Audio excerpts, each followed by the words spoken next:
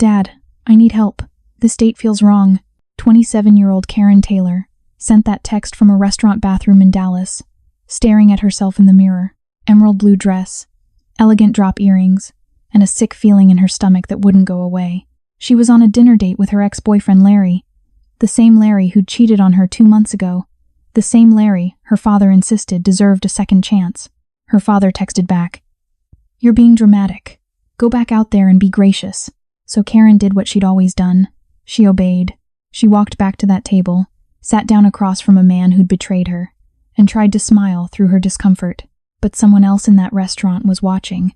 A Korean businessman named Kang Min-Jun, sitting 3 tables away, nursing a whiskey, and pretending to review contracts on his tablet. His impeccably tailored black suit and slim tie gave him the appearance of just another corporate executive. But the intricate tattoo creeping up from his collar told a different story, one of shadow empires and dangerous loyalties. And when he saw Larry grab Karen's wrist hard enough to make her go still, Min-Jun stopped pretending. What happened next would force Karen to choose between her father's expectations and her own survival. But to understand how she ended up at that table, we need to go back 3 weeks to the phone call that started everything. 3 weeks earlier, Karen sat curled up on her couch in her Dallas apartment, staring at her iPhone as it lit up for the 5th time that evening. Dad again.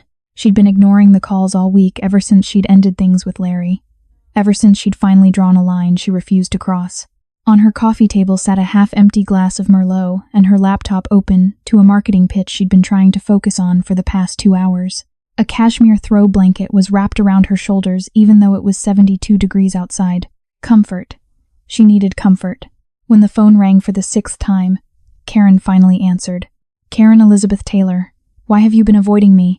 Her father's voice carried that particular blend of disappointment and authority that always made Karen's chest tighten. "I haven't been avoiding you, Dad. I've just been busy with the Lexus campaign.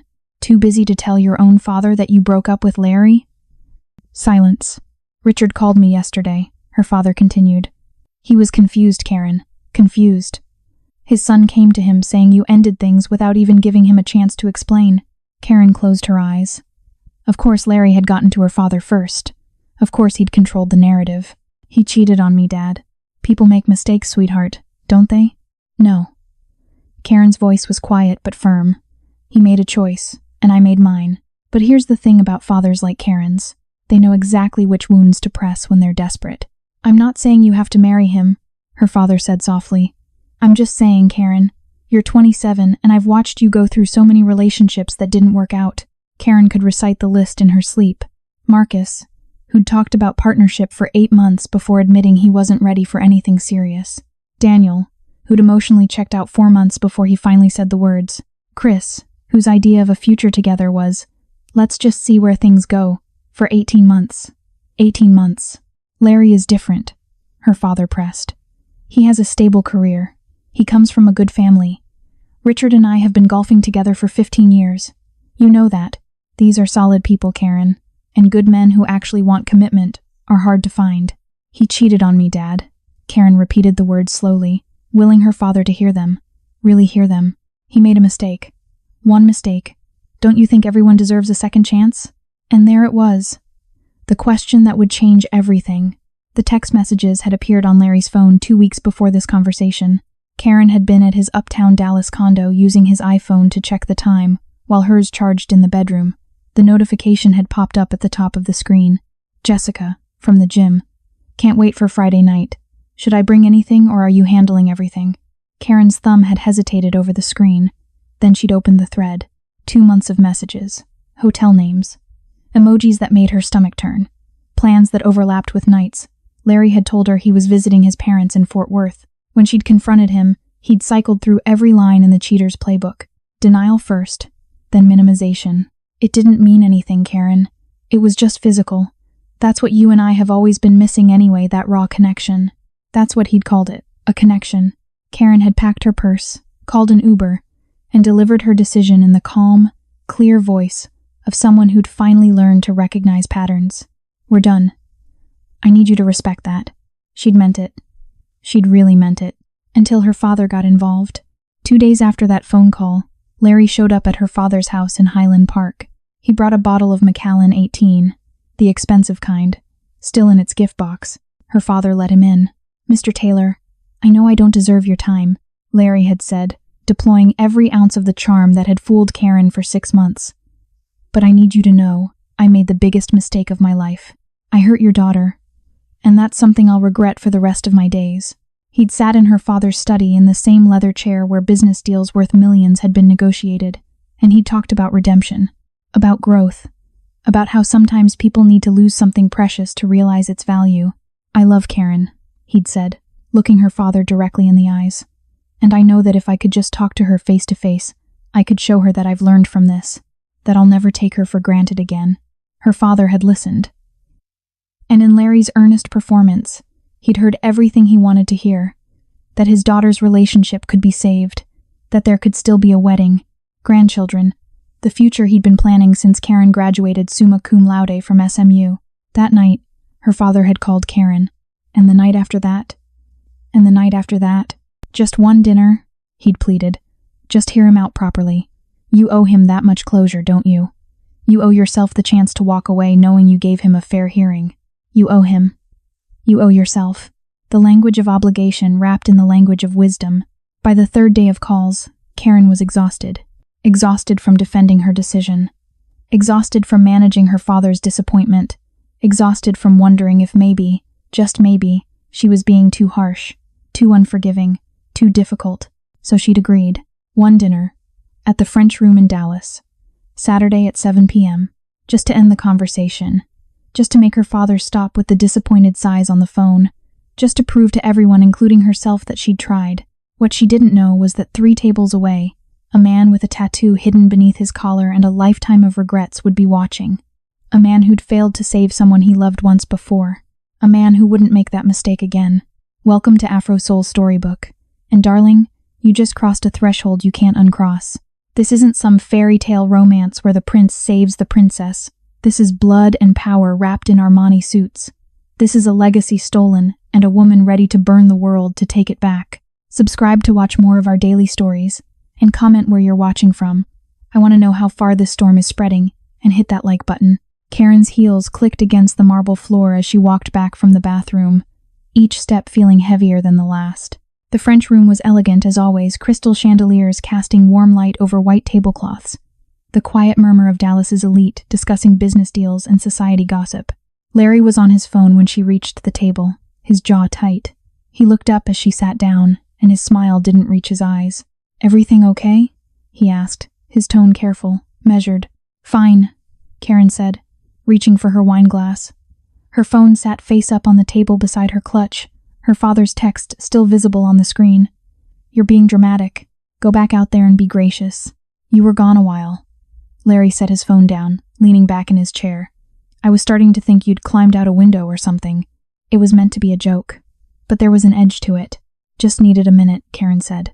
The waiter appeared with their entrees, Wagyu beef for Larry, pan-seared salmon for her, and Karen focused on cutting into her fish, grateful for something to do with her hands. "So," Larry said after the waiter left, "your dad told me about the Lexus pitch. That's a big deal, Karen. Congratulations." "Thank you. Must be nice, finally landing something that major." "You've been working toward that for what, 2 years?" Karen set down her fork. 3. Right. 3. Larry took a sip of his scotch. "Your dad mentioned you've been putting in crazy hours, barely sleeping. He's worried about you, you know." There it was. The opening move. Larry positioning himself as the concerned partner, aligned with her father, both of them worried about poor, overworked Karen. "I'm fine," she said. "Are you, though?" Larry leaned forward, his voice softening in that way that used to make her feel cared for. Now it just made her skin crawl. "Because from where I'm sitting, you look exhausted. And I know you, Karen. You push yourself too hard. You always have." "Larry, I'm just saying, maybe that's part of what happened with us. You were stressed. I was stressed. We both made mistakes." Karen's hands stilled on her silverware. "We both made mistakes? I'm not trying to start a fight." Larry raised his hands in a gesture of peace. "I'm just saying, relationships are complicated. There's never just one person at fault." She could feel it building in her chest, that familiar pressure that came from swallowing words she wanted to say, from making herself smaller to keep the peace. "I didn't cheat on you, Larry." His expression shifted, just slightly, the warmth draining from his eyes. No. But you weren't exactly present either, were you? How many times did I ask you to take a weekend off? To actually spend time together instead of working until midnight on a Saturday? So that's your justification? I worked too much. So you slept with Jessica from the gym for 2 months? The couple at the next table glanced over. Larry's smile was brittle. Lower your voice, he said quietly. Don't tell me what to do. Jesus, Karen. Larry ran a hand through his hair. This is exactly what I'm talking about. You've always been defensive, always looking for a reason to be the victim. Karen's phone buzzed. She glanced down. Dad, how's it going? Please tell me you're giving him a real chance. She looked back up at Larry, who was watching her with an expression somewhere between frustration and something darker. You texted him, didn't you? Karen said. You're texting my dad during our dinner. He asked me to check in. He's worried about you making another impulsive decision. Another impulsive. Karen stopped, breathed. I need to leave. She reached for her clutch. Larry's hand shot out, his fingers wrapping around her wrist. No, you're not running away again. His grip was firm. Too firm.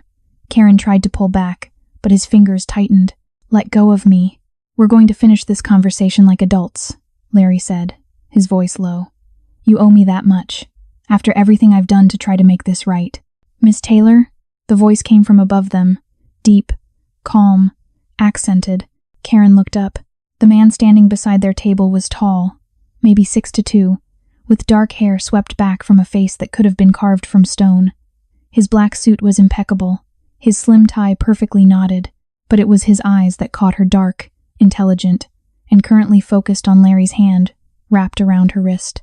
I'm sorry to interrupt, the man said, his English precise but touched with a Korean accent. But I believe we met at the Dallas marketing conference last month? Karen Taylor from Morrison and Associates? Karen stared at him. She'd never seen this man before in her life. Larry's grip loosened slightly. I think you have the wrong person. No, I'm certain. The man's gaze shifted to Karen, and there was something in his expression, a question, an offer. You gave an excellent presentation on consumer psychology and luxury automotive marketing. I've been hoping to run into you again to discuss a potential collaboration. Karen's heart was pounding. She understood what was happening, what this stranger was offering her. An exit. Oh, she said, her voice barely steady. Yes, of course, I remember. Larry's hand dropped from her wrist. Karen, what? Mr. Kang, the man supplied. Kang Min-Jun. I apologize for the interruption, but I'm flying back to Seoul tomorrow morning, and I'd hate to miss this opportunity. He looked at Larry with polite disinterest. Would you mind terribly if I borrowed Miss Taylor for just a few minutes? There's a quiet corner by the bar where we could talk. It wasn't really a question. Larry's face had gone red. Actually, we're in the middle of... It's fine, Karen said, standing abruptly. Her chair scraped against the floor. This will just take a minute. She grabbed her clutch and followed Kang Min-Jun across the restaurant, her pulse racing, not daring to look back at Larry's face. Min-Jun led her past the bar, through a hallway lined with black and white photographs of Dallas landmarks, and out a side door into the cool night air. They were in a small courtyard, empty except for a few potted trees and a bench. Karen turned to face him, suddenly aware that she'd just followed a complete stranger outside. Thank you, she said. I don't know what just happened, but are you safe? Min-Jun asked. His voice had lost its polite formality. Is that man your boyfriend? Your husband? My ex. He's my ex. Does he know that? Karen wrapped her arms around herself. The November air was cold against her bare shoulders. He should. I've told him enough times. Min-Jun shrugged off his suit jacket and held it out to her. When she hesitated, he said quietly, Please, you're shivering. She took it. The jacket was warm and smelled like expensive cologne and something else, cigarette smoke. Maybe, though she hadn't seen him smoking. I should call an Uber, Karen said, pulling out her phone. Her hands were shaking. I have a car, Min-Jun said. My driver can take you home, or anywhere you want to go. I don't even know you. No, you don't. Min-Jun pulled his own phone from his pocket, tapped something, and held it out to her. On the screen was a business card. Kang Min-Jun, Vice President of Operations, Kang International Trading. Below that, a Dallas address and phone number. You can photograph this, he said. Text it to a friend. Tell them you're getting a ride from me. Have them call you in 20 minutes to make sure you're safe. He paused. Or I can call you an Uber and wait with you until it arrives. Your choice. Karen stared at him. At this stranger who'd just rescued her from a dinner she'd been too weak to leave on her own. Why did you help me?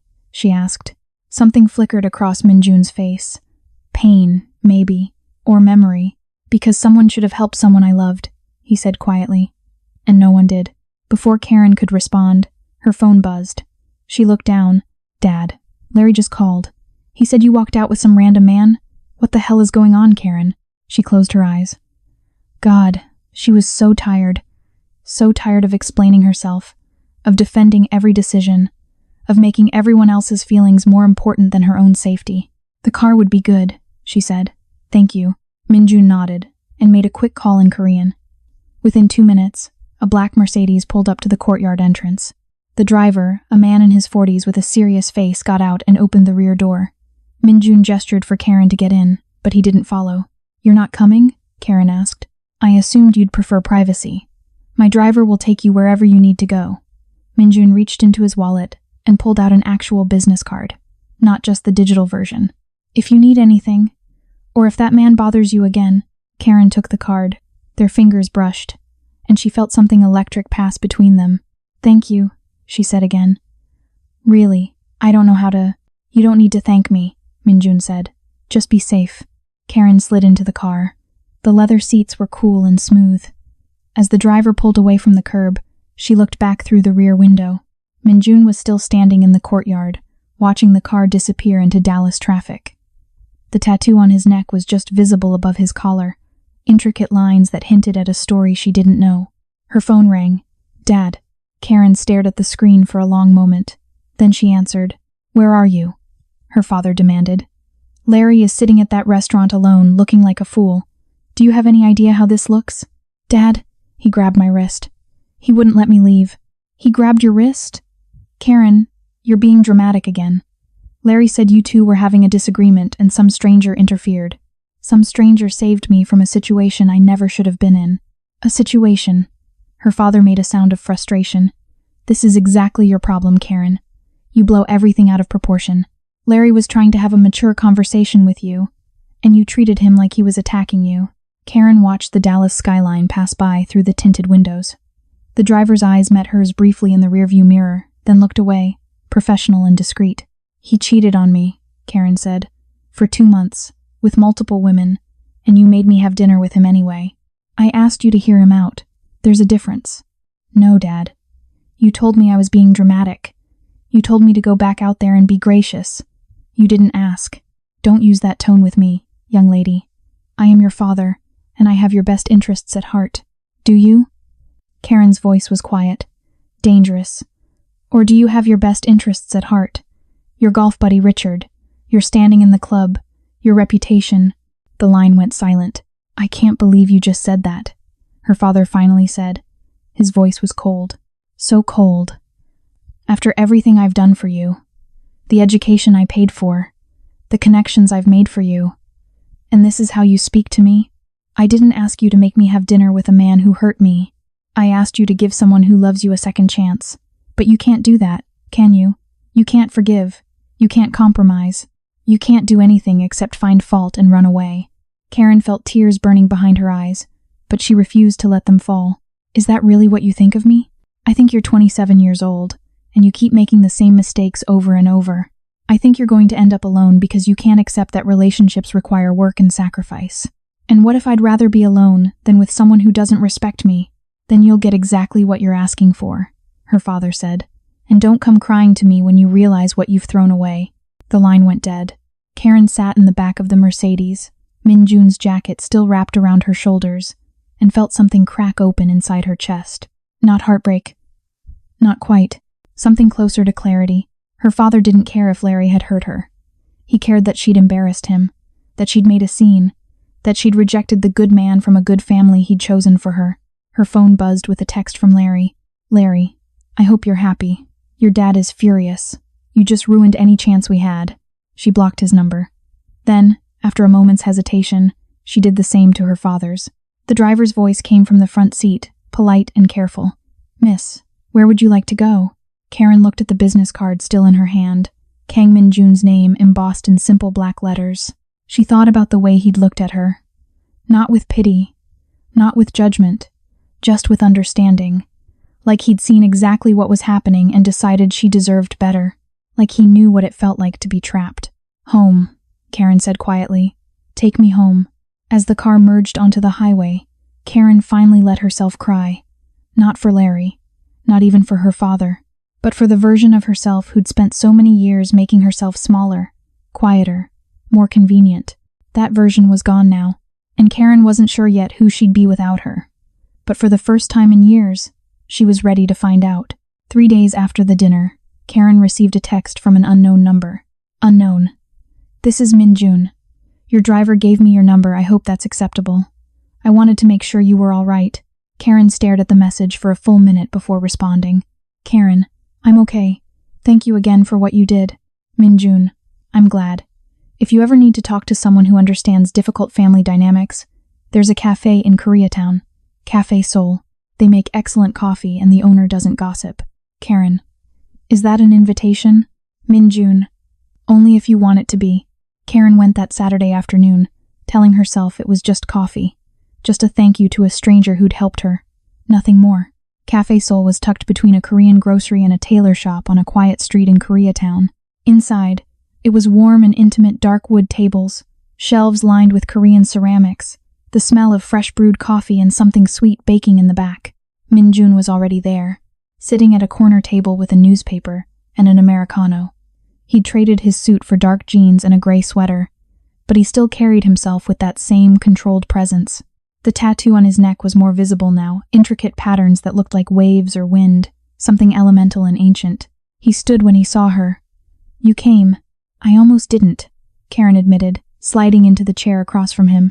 "I'm glad you changed your mind." An older Korean woman appeared, with a knowing smile and a menu. Min-Jun ordered for them both in Korean 2 Americanos, and something he called hodok, which turned out to be sweet pancakes filled with brown sugar and cinnamon. When the woman left, Min-Jun looked at Karen with an expression that was almost apologetic. "I hope you don't mind that I ordered. Mrs. Cho makes the best hodok in Dallas, and I thought you might need something sweet." "How did you know I needed something sweet?" "Because 3 days ago, you blocked your father's number," Min-Jun said quietly. "And I know what that kind of decision costs." Karen's coffee cup paused halfway to her lips. "How do you have that look," Min-Jun said. "The one people get when they've finally drawn a boundary and are terrified it was the wrong choice." Karen set down her cup. "Was it the wrong choice?" "Only you can answer that. That's not helpful." Min-Jun smiled slightly. "No, but it's true." They sat in silence for a moment. Then Karen said, "He called me selfish. My father. He said I can't compromise, that I'm going to end up alone. And you're wondering if he's right. Aren't I supposed to honor my parents?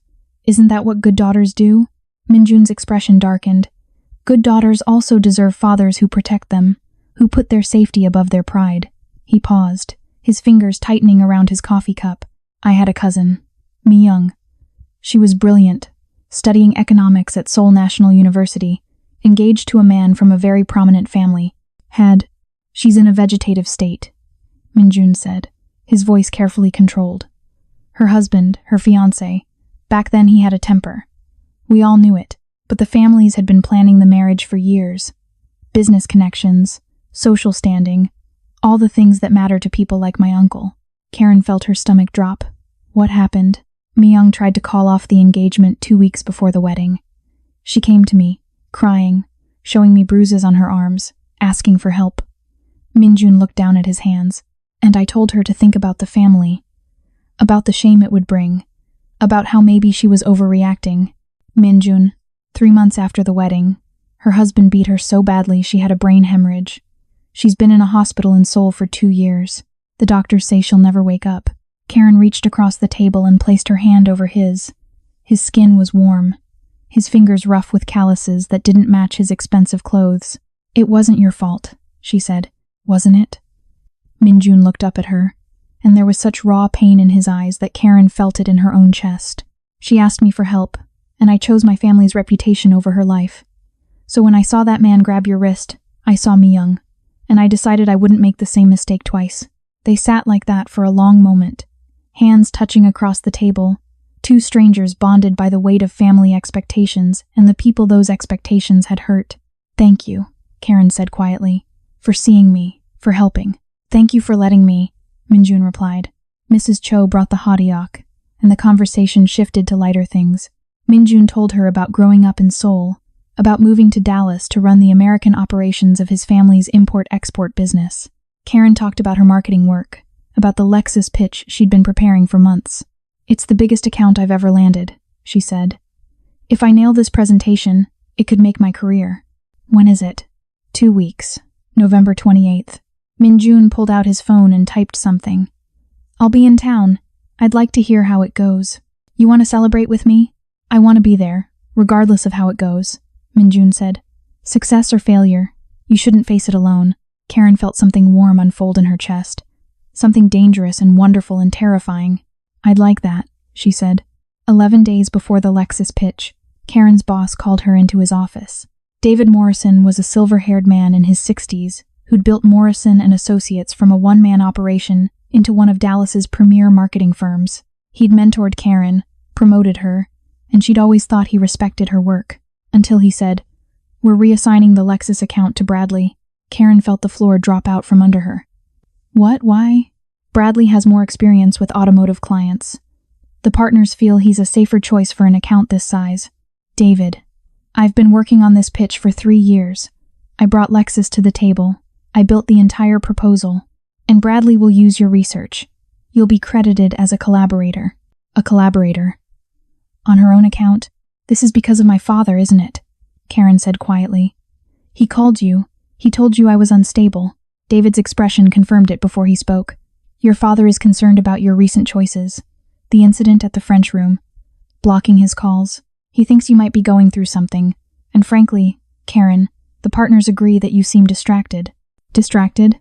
I've billed more hours than anyone else in this firm. It's not about hours. It's about judgment. And walking out of a dinner with a client's son. Larry isn't a client. His father golfs with my father. That's not the same thing. In Dallas, Karen, relationships are everything. You know that." David's voice softened slightly. "Take some time off. Get your head together. When you're ready to focus on your career instead of making statements, we'll talk about your next project." Karen walked out of that office with her hands shaking and her career crumbling around her. She called Min-Jun from her car.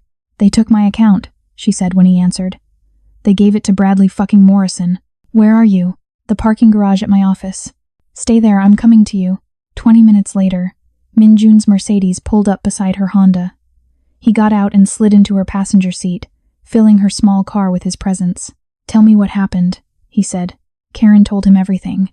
The meeting with David, her father's interference, the way they'd made her feel small and unstable and wrong. When she finished, Min-Jun was quiet for a long moment. Then he said, "I can fix this." "What?"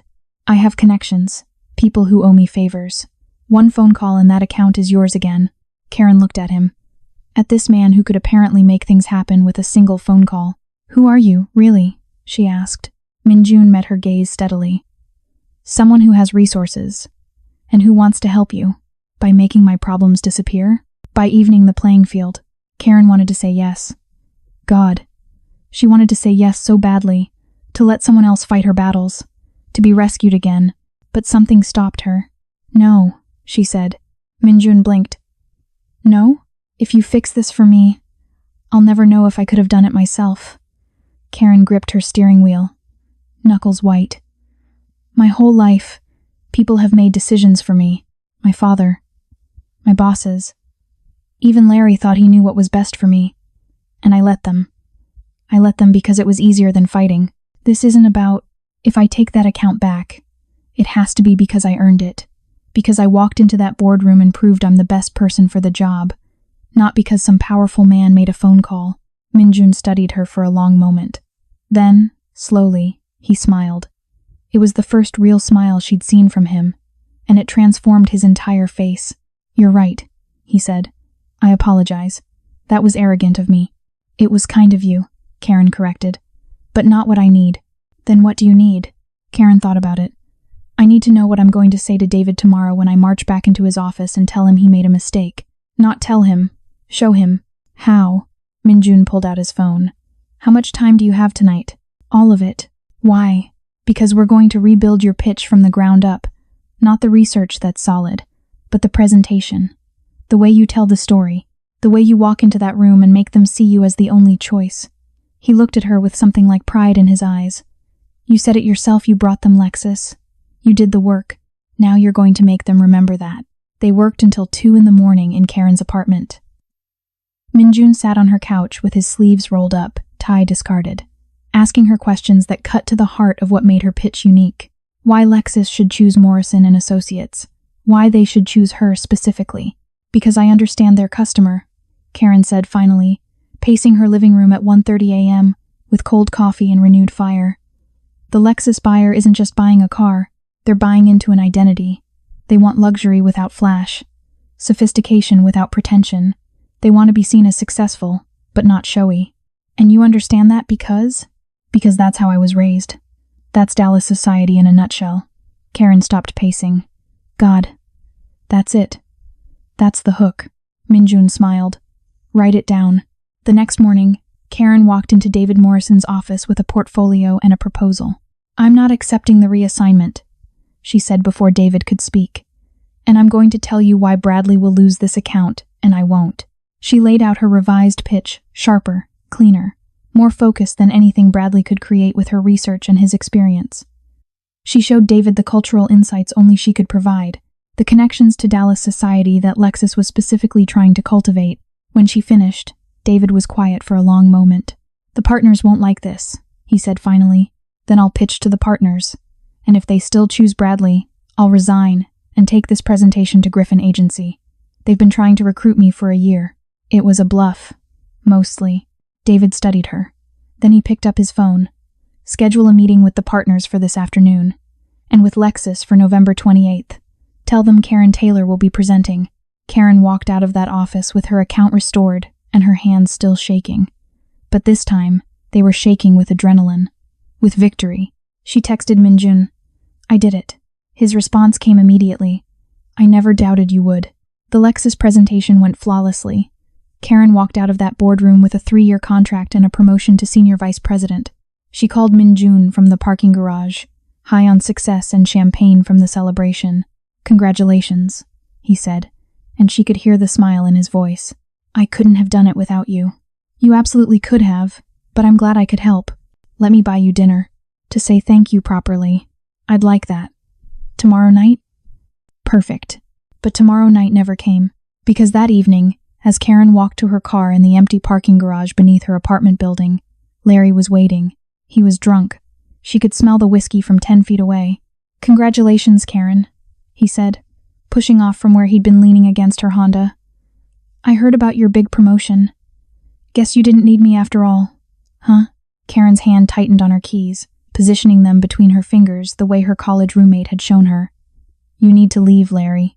I need to leave? That's funny. Coming from you. You're the one who left. You're the one who humiliated me. Made me look like a fool in front of your father. In front of everyone. Larry, you're drunk. Go home. I'm drunk because of you. Larry's voice bounced off the concrete walls. Do you have any idea what you cost me? Your father won't return my dad's calls. The guys at the club won't look at me. All because you decided to act like I'm some kind of monster. You cheated on me for 2 months, and you threw away a good thing over one mistake. We could have had a life together, Karen. A real life. But you're too damaged, too broken to see what you had. Karen moved toward her car. Larry blocked her path. Get out of my way. Not until you listen to me. Not until you understand what you've done. Larry, I'm warning you. He grabbed her arm. Not her wrist this time, her upper arm, his fingers digging in hard enough to bruise. You don't get to walk away from me again. Let go of her. The voice came from the shadows near the elevator. Min-Jun stepped into the fluorescent light, and Karen barely recognized him. The polite businessman was gone. This version of Min-Jun was something else entirely, something cold and dangerous and utterly controlled. His suit jacket was open, and she could see more of the tattoo now. Serpentine patterns that wrapped around his collar and disappeared beneath his shirt. Larry's grip loosened slightly. Who the fuck are you? Someone who's going to give you exactly 3 seconds to take your hand off her, Min-Jun said quietly. 1. This is none of your business. 2. Listen, asshole. Min-Jun moved. Karen barely saw it happen. One moment he was 10 feet away. The next his hand was wrapped around Larry's wrist, applying pressure to some point that made Larry gasp and release her immediately. "Don't touch her," Min-Jun said, his voice deadly calm. "Don't call her. Don't text her. Don't even think about her. Are we clear?"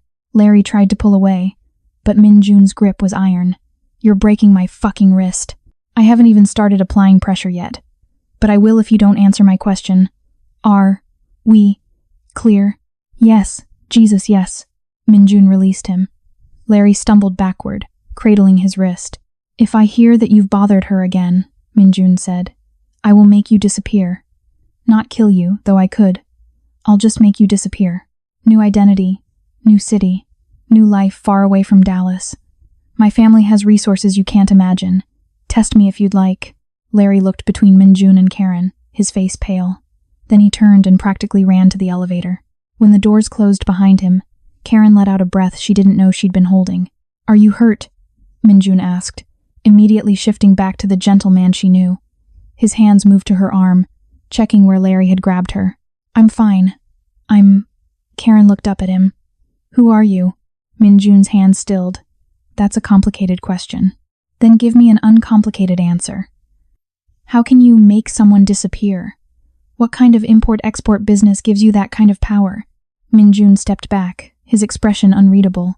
"Not here. If you want answers, I'll give them to you, but not in a parking garage." "Then where?" "My warehouse. Tomorrow. I'll show you everything." Karen should have been afraid. Should have run. Instead, she said, "What time?" 7. "I'll send you the address." Min-Jun hesitated, then added, "After tomorrow, you may not want to see me again. I need you to be prepared for that." "Let me be the judge of what I want," Karen said. The warehouse was in an industrial area near the port of Dallas. Karen pulled up to a nondescript gray building at 7:15, fashionably late and terrified. Min-Jun met her at a side entrance, still in a suit, but somehow looking more comfortable here than he ever had in a restaurant. Inside, the warehouse was a study in contrasts.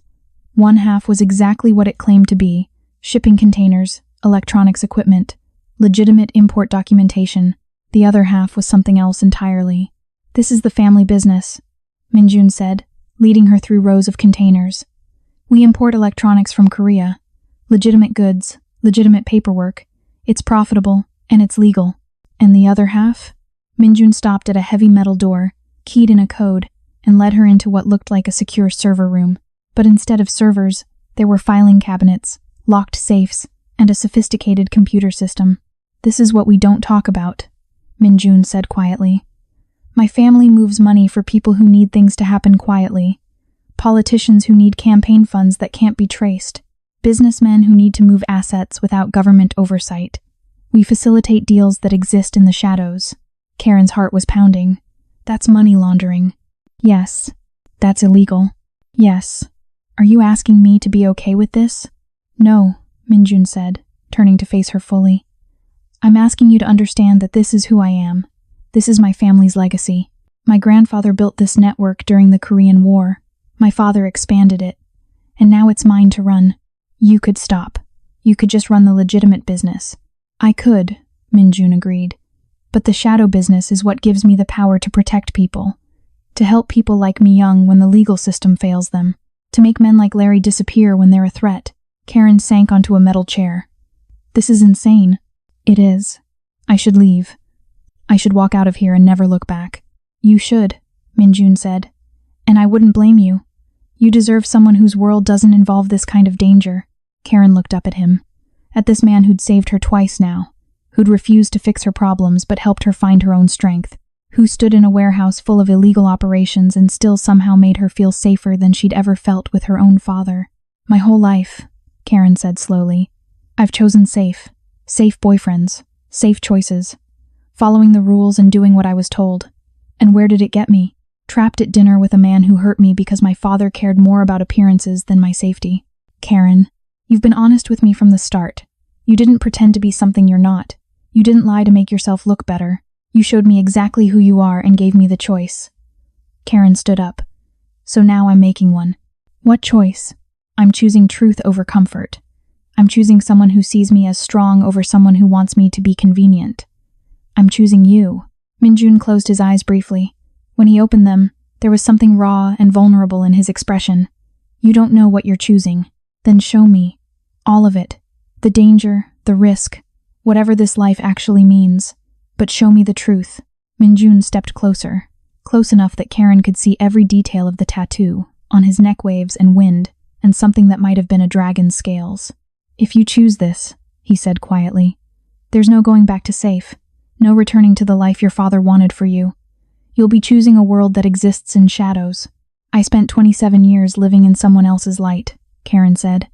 Maybe it's time to see what the shadows look like. Min-Jun touched her face, his hand gentle despite the calluses on his fingers. Are you sure? I've never been more sure of anything. He kissed her then, and Karen felt something inside her finally settle into place. Not safety, not comfort, but honesty, truth, the terrifying freedom of choosing her own path, even if that path led into darkness. When they broke apart, Min-Jun said, Your father is going to lose his mind. My father already lost his mind when I blocked his number. Karen smiled. Besides, I stopped living for him 3 weeks ago in a restaurant bathroom. This is just making it official. Her phone buzzed. She pulled it out and saw a message from an unknown number. Unknown. This is your father. I got a new number since you blocked me. We need to talk about your choices. I'm hearing things about this Korean man you've been seeing. And Karen, I'm warning you, this is a mistake. People are talking. You're going to regret this. Karen showed the message to Min-Jun. He read it, his expression darkening. Do you want me to handle this? He asked. No, Karen said. She typed out a response with steady fingers. Karen, Dad, I spent my whole life afraid of making mistakes, afraid of what people would say, afraid of disappointing you. I'm done being afraid. I'm choosing the truth over the lie, even if the truth is complicated and dangerous, and everything you taught me to avoid. I'm choosing myself. I hope someday you can respect that. She hit send, then blocked the new number. Min-Jun watched her with something like awe. You're extraordinary. I'm terrified, Karen corrected. But I'm also free. And I think that's worth something. It's worth everything, Min-Jun said. Outside the warehouse, Dallas glittered in the distance. All lights and money and carefully maintained appearances. Karen thought about the life she could have had safe, approved, slowly suffocating under the weight of other people's expectations.